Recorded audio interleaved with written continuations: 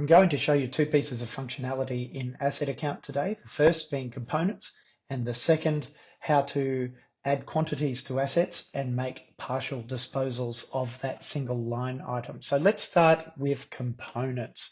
Now let us say we have a van in our asset register. Let's look this up, and we've got a VW multivan. So I'll open up that asset here, and you'll notice up in this part of the screen we've got add component. Now for this particular asset, let us say we want to add a toolbox, which might be a good idea to do. It is as simple as adding the component to the asset. Now those two assets are now forever linked, and you'll see down the bottom here as part of the audit trail that the component was added. You can always remove a component, you can reverse it, but for now, or even view that component individually as I have just done there. Child asset for component van. Now what I'm going to do is show you how we can handle partial disposals. So a typical example clients have told us recently is that they buy 100 iPads at any one time.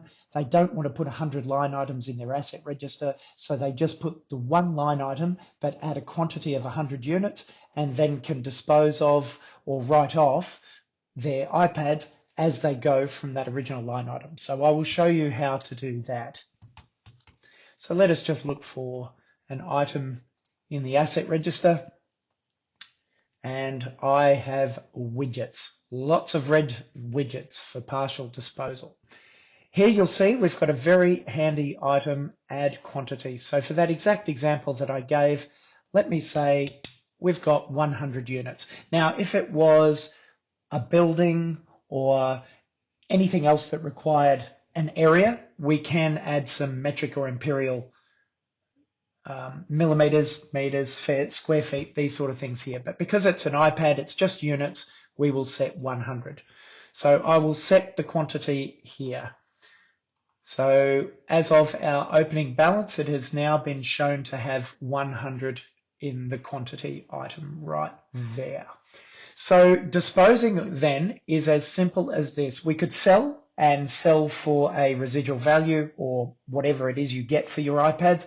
But in this case, I might just like to write off 10 of those.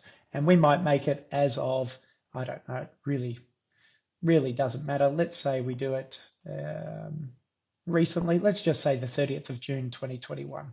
And we write that off.